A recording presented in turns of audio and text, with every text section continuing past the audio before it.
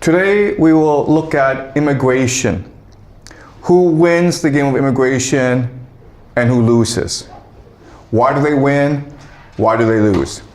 Okay, so let's look at the United States, which is where most immigrants go. And as you can see from this chart, there are certain ethnic groups that do better than other ethnic groups. So the Indian people make the most money in America. And this makes sense because India has a very competitive college system where only the best and brightest get into their technical institutes. And then after college, they go to the United States to do graduate work. Then they go on to Silicon Valley to become engineers, some become doctors, but Indians as a demographic are very successful.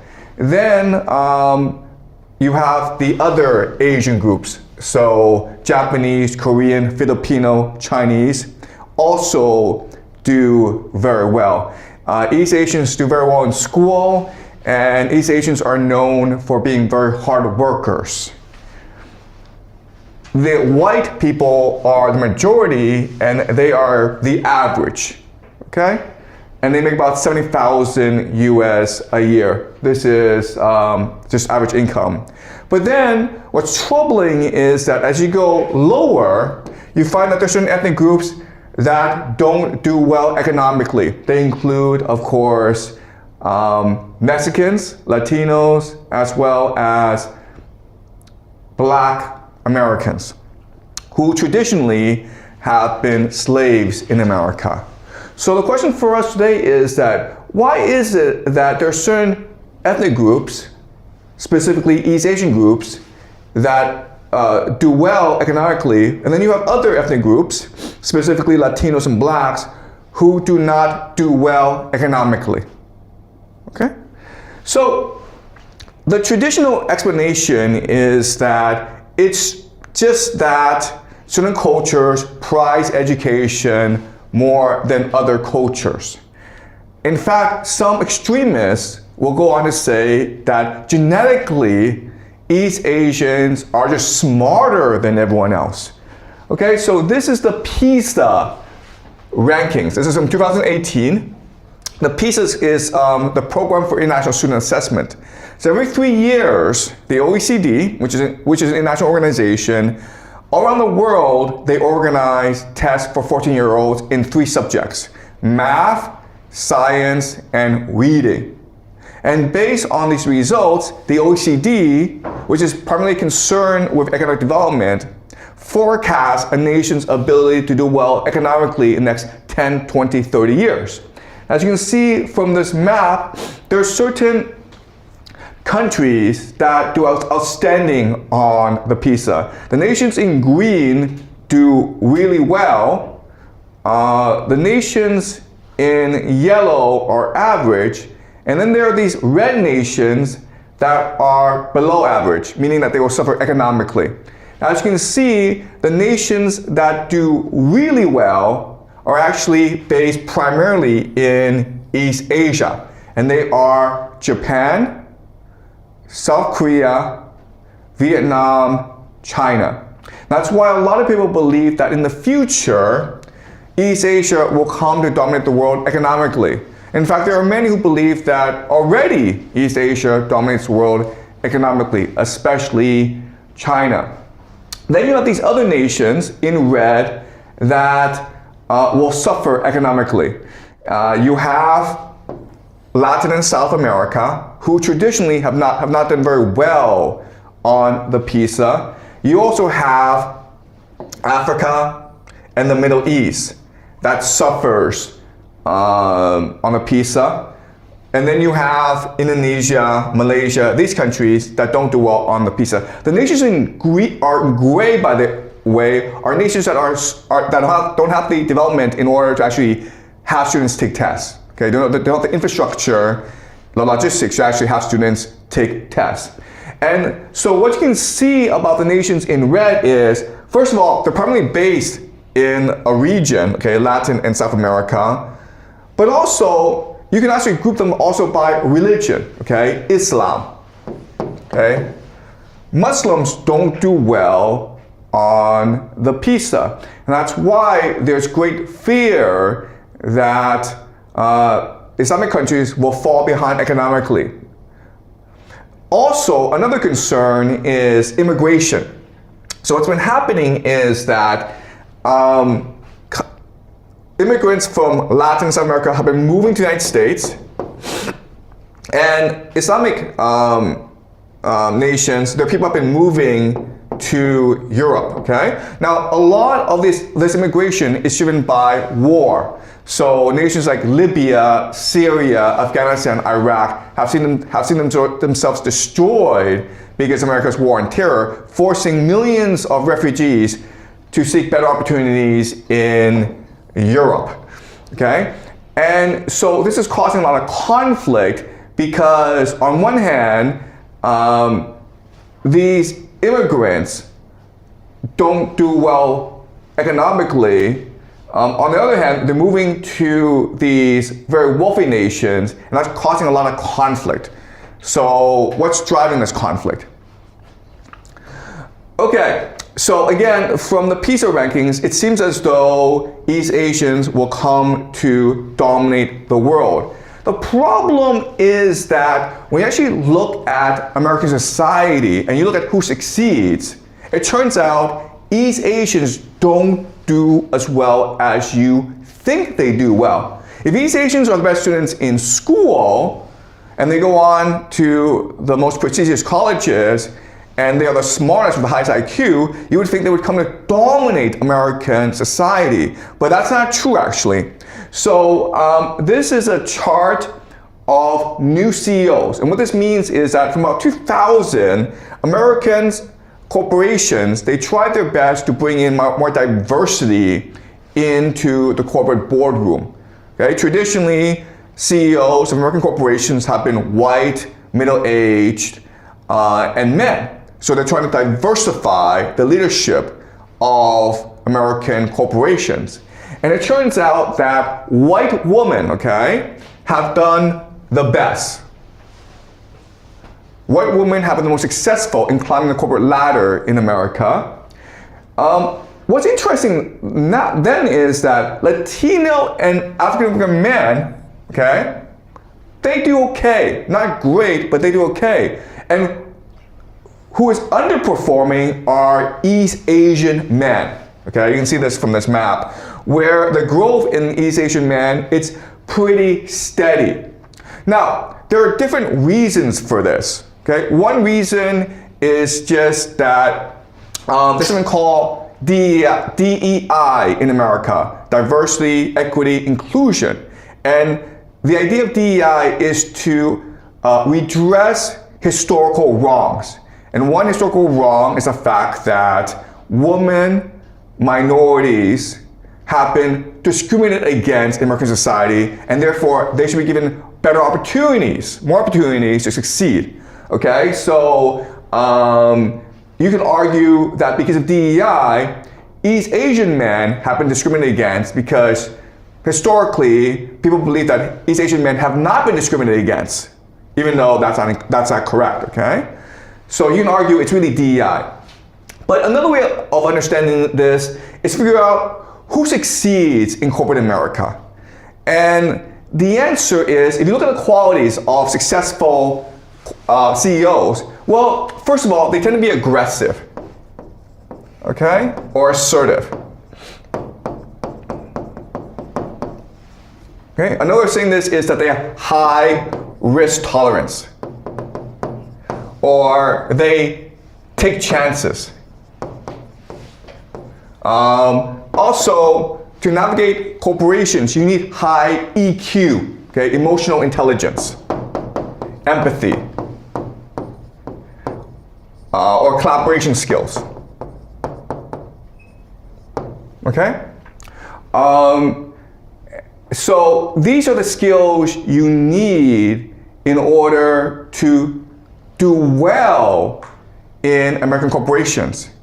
And unfortunately, these certain skills, the the stereotype is that East Asian men don't actually have these skills. East Asian men tend to be much more individualistic.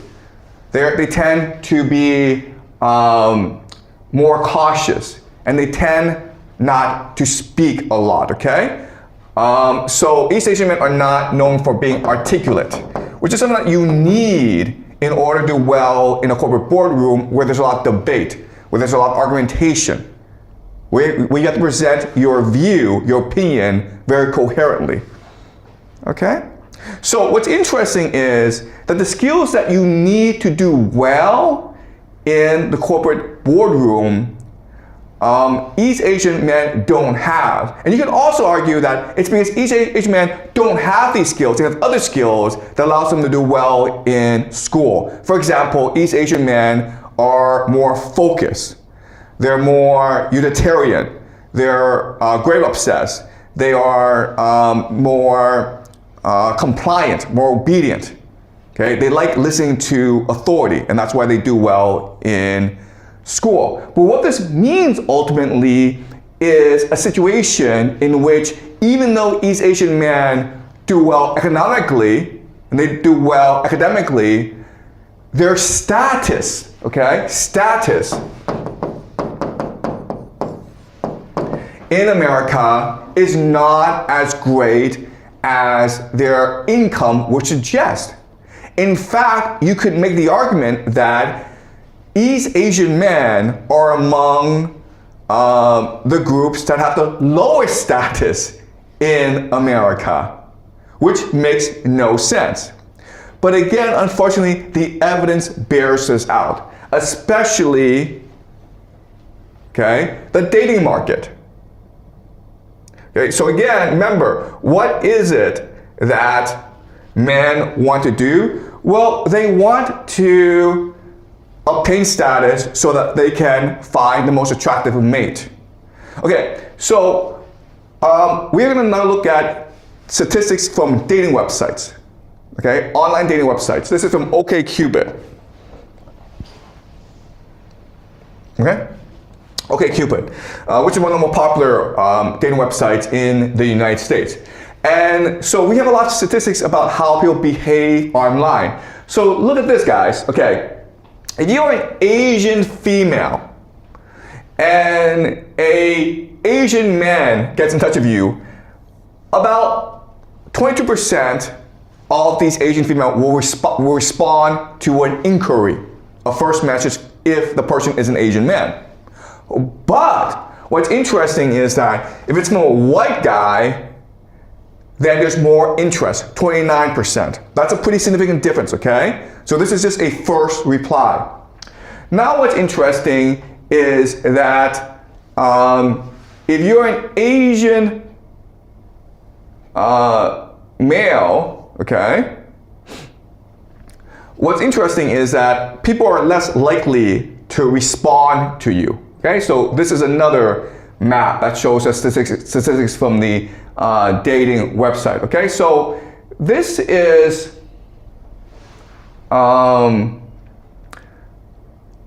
white woman, okay? Let's look at white woman and how interested they are in other ethnicities.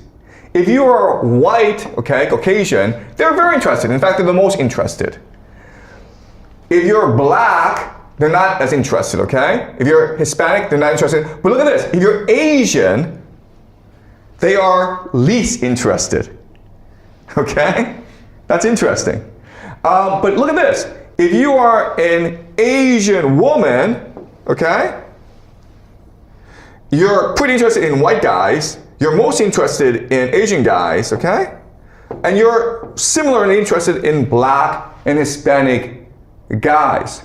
So it seems that in the dating market, one group that is most discriminated against are East Asian men, okay? Another group that's also discriminated against heavily are black women, okay? All right. Okay, so if you look at marriage patterns there's also discrimination against East Asian men, okay? So 20% of East Asian women will marry white guys. Okay, so if you are an East Asian woman, you are attracted to white guys and you're attracted to East Asian guys primarily. But if you are an East Asian man, okay, all right, here, you're not that attractive to white women, okay? So 20% of East Asian women will marry a white person, but only 9% or 10% of Asian men will marry a white woman. So this leads to a disparity in the marriage market. And what this means is that for East Asian men under 25 years old, 75% are single, meaning they cannot find a date or a partner, okay? Okay, so this leads to a very, very stark conclusion for East Asian men. The reality is that if you're an East Asian man in America, people don't find you that attractive. Okay, so they did a lot of studies about the dating market in America, and the radical conclusion that they have is this, okay? A white woman, okay, is more attracted to a white man than an Asian man. And how do we know this statistically? If a white man makes $62,000 a year, for the Asian man to be as attractive to her, the Asian man needs to make $300,000 a year. That's a huge, huge difference. In other words, a white woman will be attracted to the average white guy, and she will only be interested in the highest earning Asian guys. Okay? But not only are they making a lot, but these Asian guys are actually at the top of their fields. Because $200,000 in America is actually a lot of money, okay? So you have to be a surgeon, you have to be a top lawyer, you have to be an entrepreneur in order to be attractive to just the average white woman, not even the most attractive white woman. So this is actually a pretty stark situation for Asian men. And so you have a really strange situation where Asian men, East Asian men, did everything right. They did exactly what they were supposed to do. They went to school, worked hard in school, got the best grades, then worked hard at their jobs and did very well in their jobs. But now two things have happened because they follow the rules, because they did everything right. They didn't commit any crime, they're not on welfare, they pay taxes, they contribute to the community. But because of this, two things have happened. One is that they're not able to climb into status positions in America. They're not CEOs. The other thing is that there are problems finding a very good mate, okay? It's easy for them to find someone of their status or below, but it's very hard for East Asian men to actually marry up and improve their status and social economic standing in America. All right?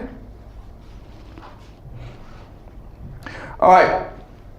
So this leads us to a very, very stark disparity, right? So let's look at this, guys.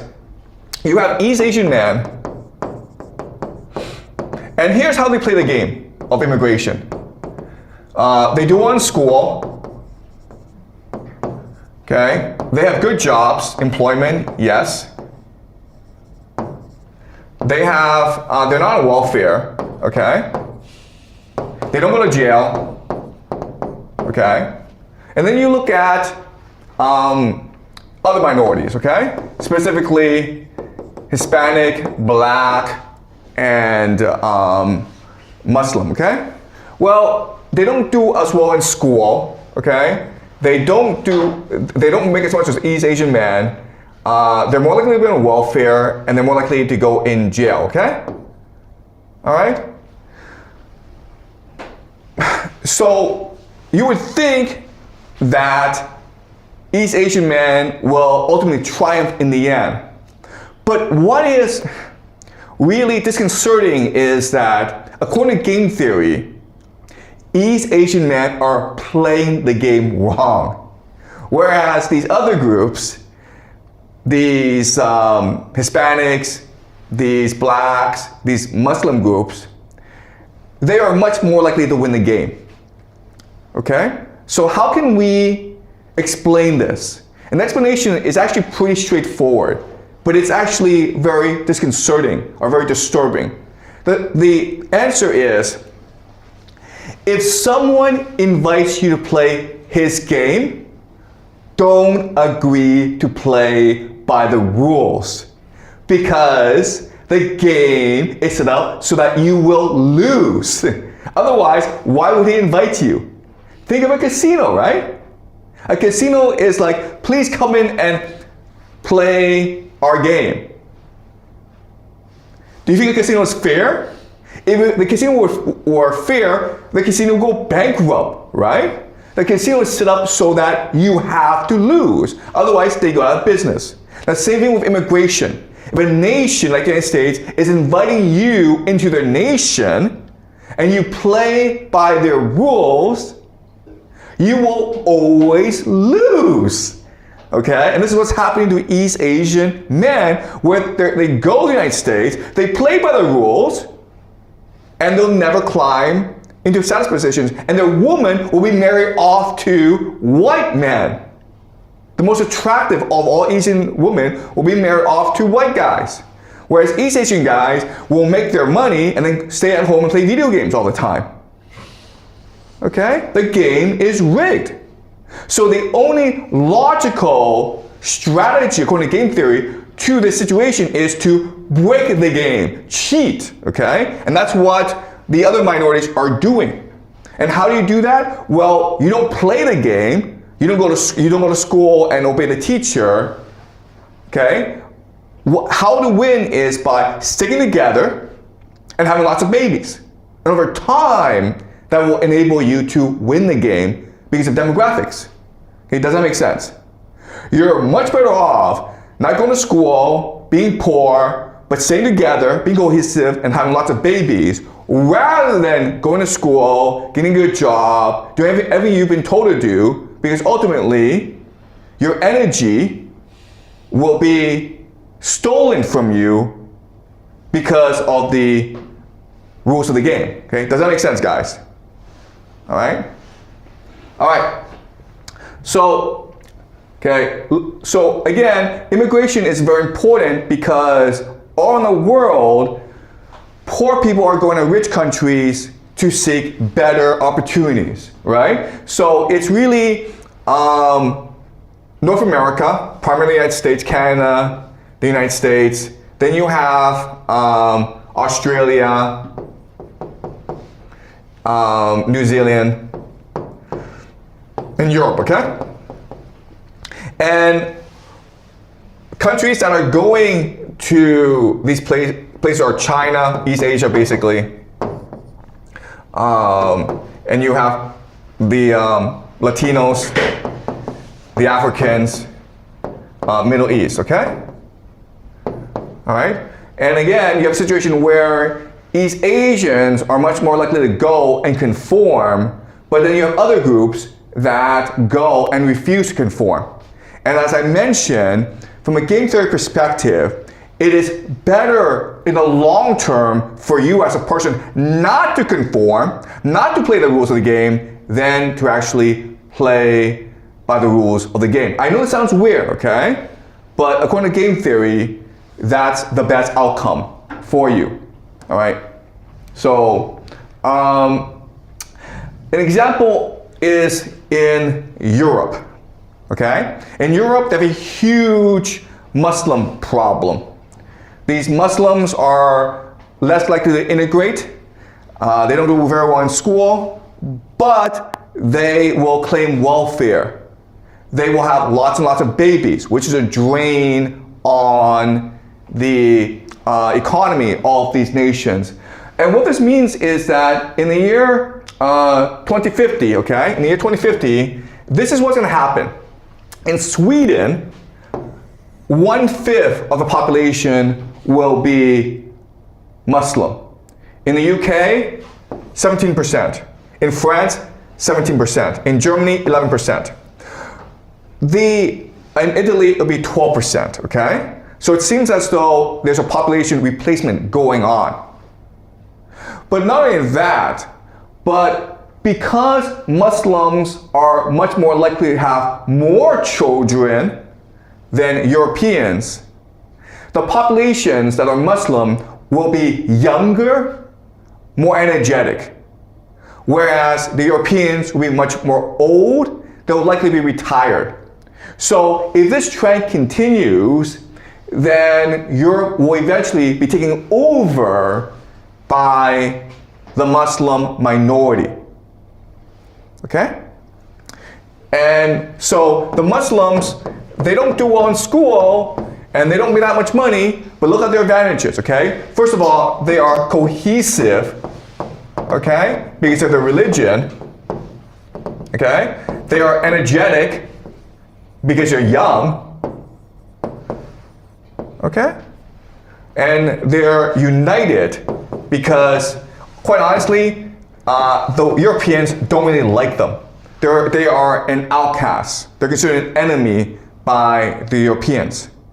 So if trends continue, then it is most likely that Muslims will control Europe in 25 years' time, okay?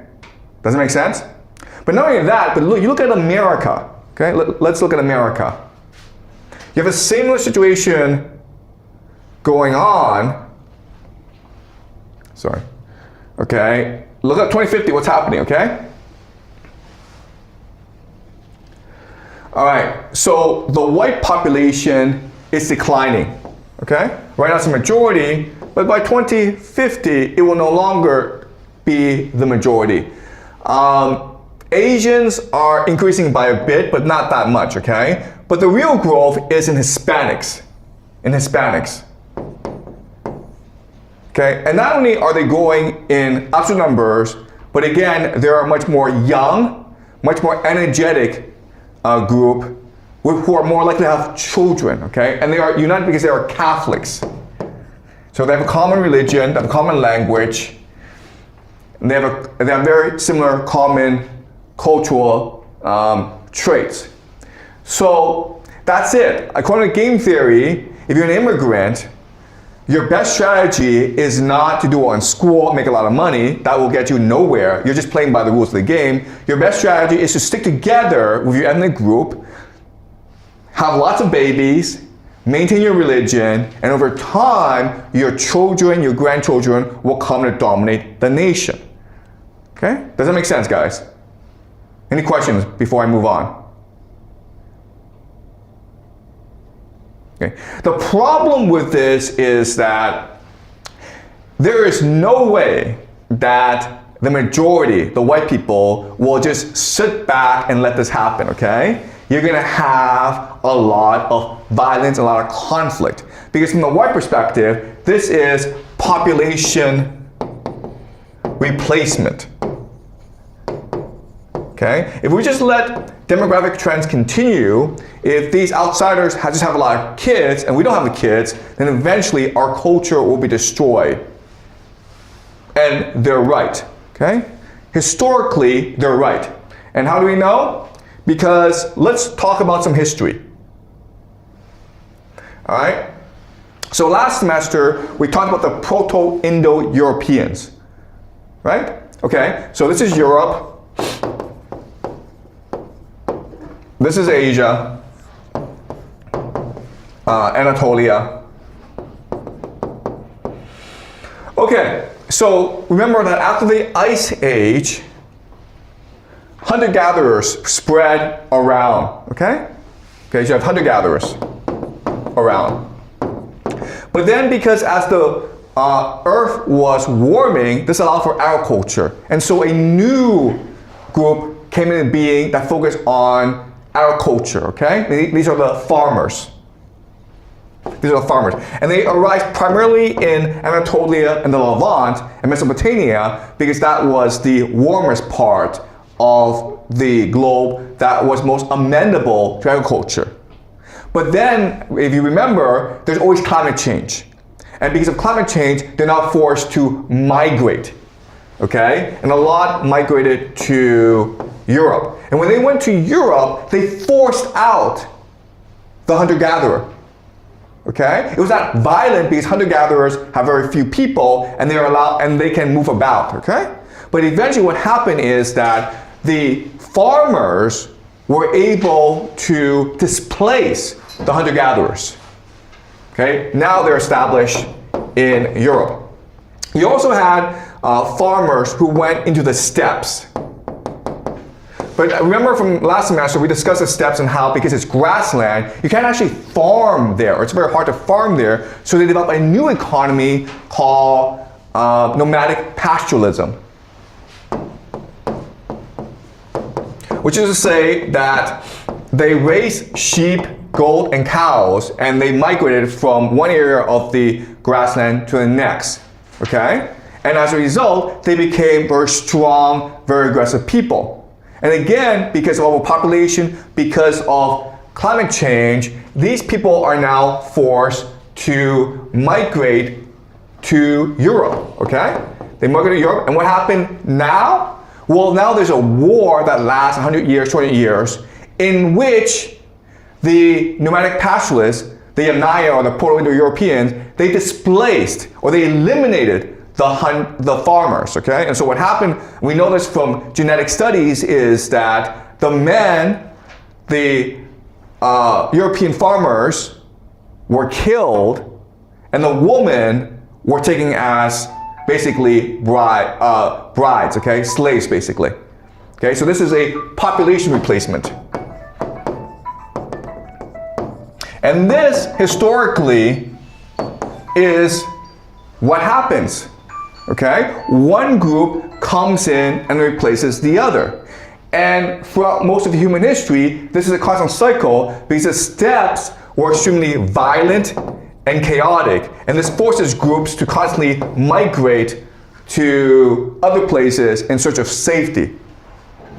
And in each time, there is population replacement, okay? Primarily in the elite, okay? So there are very few instances of where groups come together and they are peaceful. No, because you only have one elite, and one elite must replace the other elite. Okay, does that make sense, guys? All right, so if this is historically the situation, how did we get into a situation where immigration has become the norm in today's world? Okay? Before, historically, we believed that you have to stay together as part of your group, otherwise you'll be eliminated. And now we believe that, hey, if you don't like where you are, it's okay, just get up and move somewhere else, and maybe there'll be better economic opportunities for you. This is a shift in mentality, a shift in mindset. Okay, this came about because of the British Empire. All right. Okay, so this is Europe. This is South America, USA, Canada, Australia, New Zealand. Okay, all right. So you have Spain. And Spain, because of the Ottoman Empire, Spain could not access the East Indies trade, okay? So it had to figure out new ways to access East Asia, China, China, India, because that was where a lot of spices were, okay? And there's huge demand for spices. So they started to chart new areas, okay? Spain and Portugal primarily.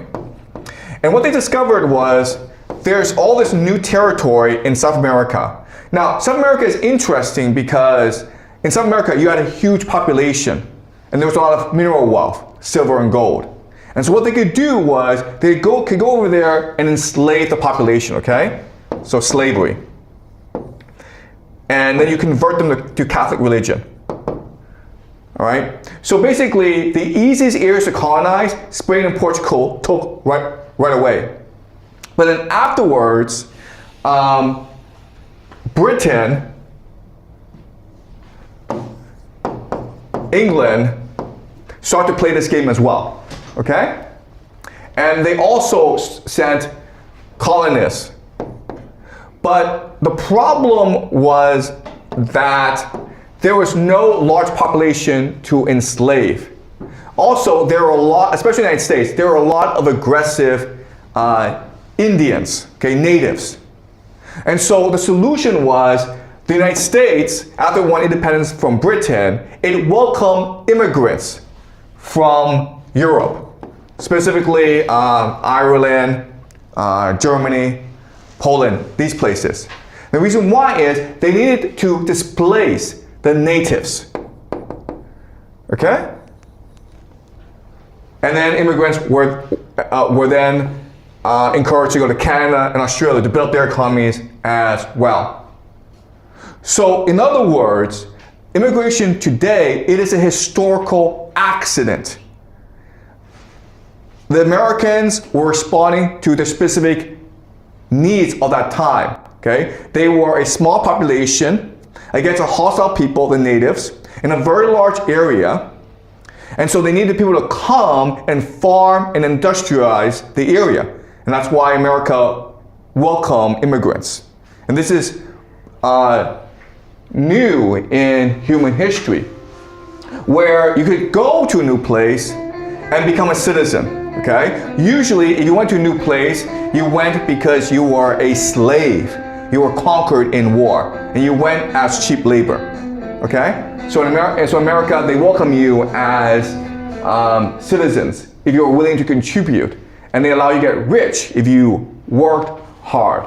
Okay, now fast forward, and America becomes an empire because it's allowing all this energy to concentrate in America. You have World War II, okay, you have World War II, and America triumphs in World War II. And now America can set the entire rules of the game for most of the world, for Western Europe. And at this time, America said to Europe, you guys fought wars, you guys had fascism because you are a closed society, okay? Closed society means you don't want immigrants, you're all very nationalistic, and therefore you are violent. America won the war because America is an open society which welcomes immigrants, which is a multicultural society that encourages people to get rich and be happy. And so Europe, if you want to be like us, if we want to prevent World War III, then you have to become an open society as well and welcome immigrants just like we do. Okay? And that's why we have the situation where now Muslims are going to Europe and others are going to America. Okay? And what we need to recognize is that immigration, it's a new game developed because of certain historical circumstances, but it's not sustainable in the long term. And so the idea that you can just work hard in school, then go to America and become wealthy, that can't be true anymore. In the future, according to game theory, what's going to happen are these violent conflicts between different demographic groups because each group is trying to set the rules of the game. Because whoever sets the rules of the game will always win the game, meaning they have access to the best jobs, they have the high status, and they have access to the best looking woman, which is ultimately what every man is looking for, okay? Status, attractive woman, power, money. Okay? All right, does that make sense, guys? All right, any questions? Okay, ask one question, then we'll finish class. Okay.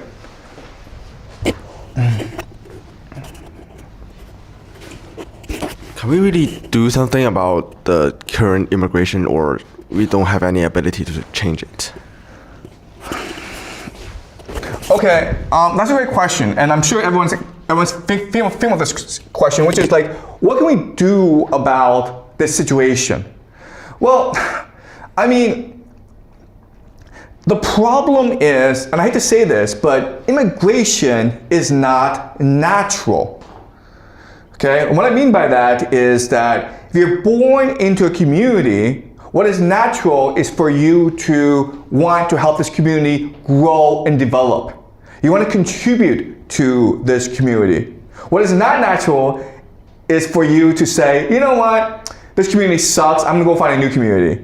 Because if everyone did that, then no communities could ever exist. Okay, so 99% of people, what their natural inclination to do is to want to work hard and make the community a better place. And that's what everyone should be doing. You're always gonna have minority people, maybe 1%, 2%, who are sort of strange in that they have different ideas. And they're not gonna be able to conform to the community, okay? And historically, these people have been killed by the communities. And so it's natural for them to get up and leave, okay? So, but that's only a small group of people. So what is natural is for people to want to just stay where they are because they love their neighbors, because they love their family, and they want to help their community get stronger and stronger. And unfortunately, because of globalization, because of mass media, because of the internet, for whatever reason, young people believe that what's important is their own individual happiness, their own economic opportunity. So I'm gonna go wherever there's more economic opportunity. So, for example, Chinese students, the very best, are like, you know what, I'm probably gonna make more money in the United States, so I'm gonna work hard, then immigrate to the United States, and then start my own company, get rich, and all that. And you know, some people have been very successful doing that. But if you think about it, this is not good for China, right? As a nation, why would you encourage your best and brightest to take their skills, move somewhere else, and contribute to that economy rather than to your own economy? And so we're in a very strange situation. And we are in this situation because for the longest time, America was a global hegemon and could write the rules of the game. And I keep on telling you guys this, whoever writes the rules of the game will always win, okay? So globalization was a system was set up so that America could extract from the world resources, and these resources include talent. Okay, so we have a situation where the best and brightest go to America because that's where they're most likely to thrive. But now the world is changing. America is no longer the global hegemon. Russia, China, these countries are rising as well. And so nations now are much more interested in being able to maintain their best and brightest, their talent, their human capital.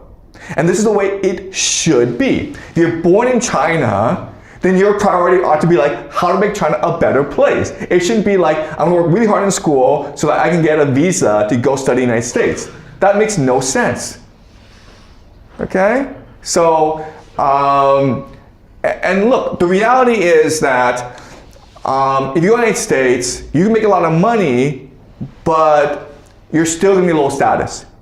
Okay, and that's the situation I found myself in North America, where I worked really hard in school, I went to Yale, and I could have made a lot of money as a lawyer or as a doctor, but I recognized that, you know what, if I just stay where I am, I'm not gonna ever achieve my potential. I'm not going to achieve status in America. I may be wealthy, but I'm never gonna achieve high status.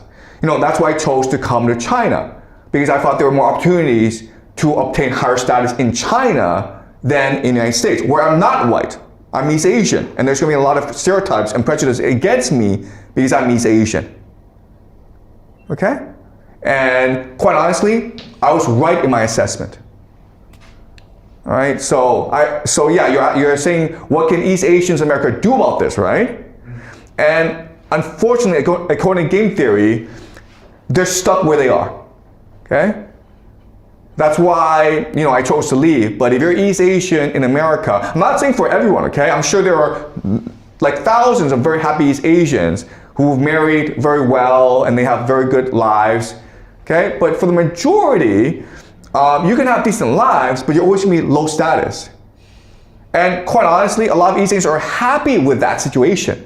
A lot of East Asians are just happy, getting by, making good money, and they really don't worry about status, okay? But the problem is that their children and grandchildren are kind of screwed over because it's gonna be very hard for them to marry, okay? And again, there's a lot of East Asian men who are single, and they have problems on the dating market, okay?